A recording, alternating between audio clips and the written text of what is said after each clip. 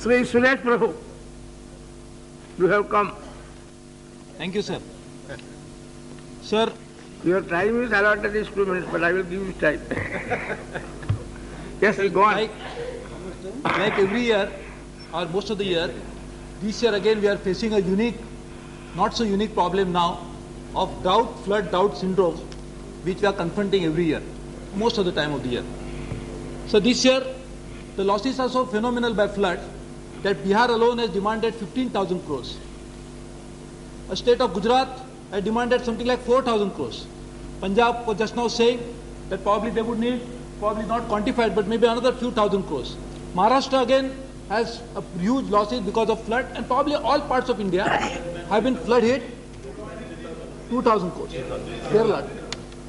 So only 3,000, as he's saying. So if you add all these figures, then you will realize that every year the losses that we suffer because of floods are so phenomenal that we really need to do something concrete about it. Otherwise, every year the same phenomena repeats.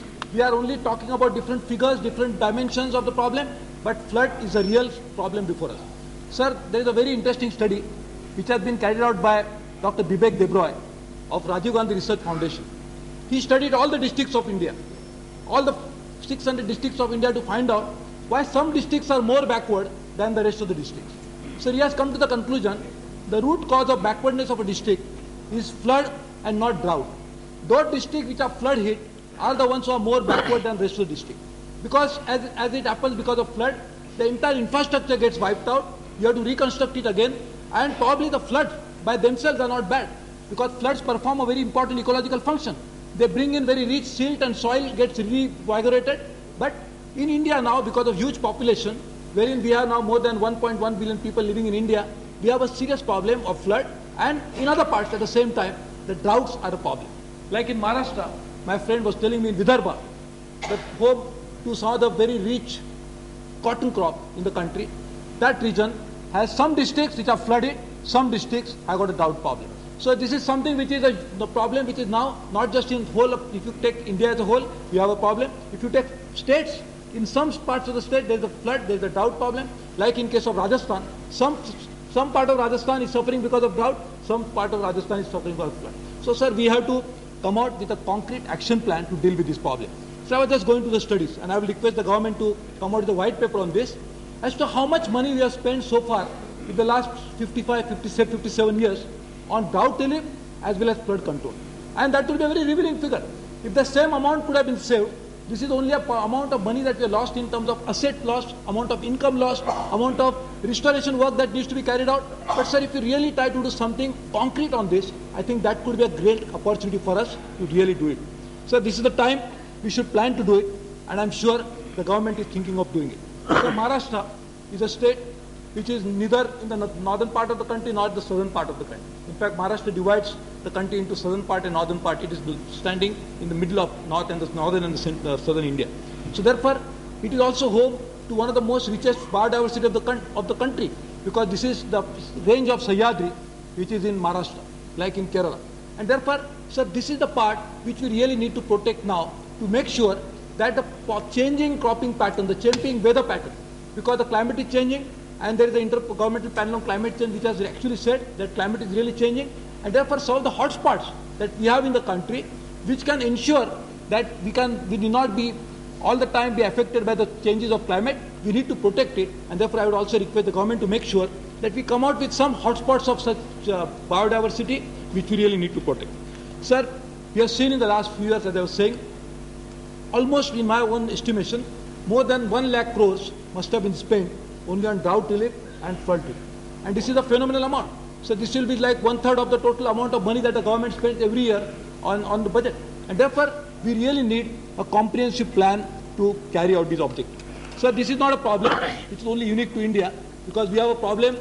The United Nations, in fact, has highlighted this as a major problem. In fact, the United Nations thought it proper to, for the first time, to come out with a project called Water for People, Water for Life.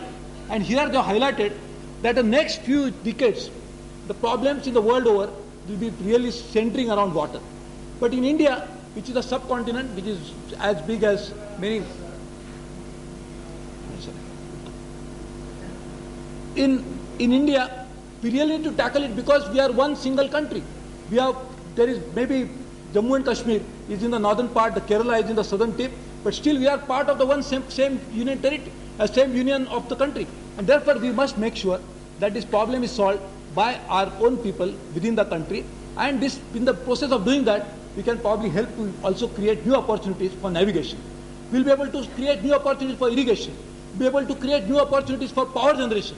And Mr. Gite was also Minister of Power, he will tell you, we need something like 24,000, additional 50,000 megawatts of power in the next 20-25 years, so that the thermal hydro ratio, which is so adverse today, is properly corrected. So we really need a massive war-like situation which is present in the country. We need a massive action now to deal with this problem. So when we talk about water problem, we really need to tackle it in its holistic way. So we need water conservation measures, we need small little initiatives to make sure that even nala bunding, water conservation, storage of water at small little places really needs to be encouraged. The Finance Minister has announced that he wants to start a scheme to refurbish 1 million tanks that are there in the country. So I would request the government to again come out with a proper white paper on this as to what is the potential of these small, minor initiatives. Because we should not be taken in by the fact that this problem is going to be solved just because we do this. Because if we can do this, it is absolutely necessary, we have to do it. But what is the potential of this and what is the limitation of this? We should know it. Because it should not happen that we concentrate only on that and finally we come to know that this is not going to solve a problem in totality. Secondly, sir, we also need some medium-term action. In the country, there are several states which do not have enough resources. And therefore, some of their programs which they started are not complete. I think we really need a program whereby the central government offers assistance so that a state-level project can be completed. One of the projects that is not yet completed is Krishna Valley project in Maharashtra, which really needs completion. And that one project would have helped us to solve the problem in a big way. And sir, yes, I'm just concluding. Yes, yes. I'm concluding. And time. Yes, sir. A lot of honorable members have given names. Yes, sir, I'm concluding. Sir. Time is very limited. Please cooperate. Speaking very well. He is speaking very well. No doubt about it. Sir, this is not a question of speaking very well, but this is a question of time.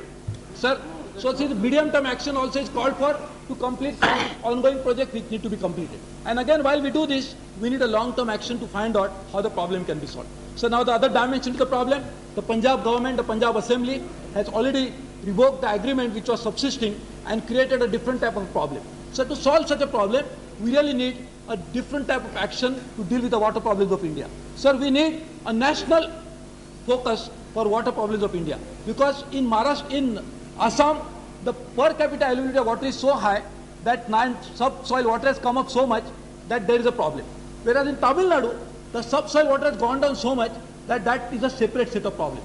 So per capita availability in Punjab also. So in Penar Basin, the per capita availability is as low as 300, whereas in Brahmaputra Basin, the per capita availability is as high as 18,000. So that we really need to solve this problem by bringing it together, and for that we need a national vision. So water is in the Constitution of India has been given a subjective with the states.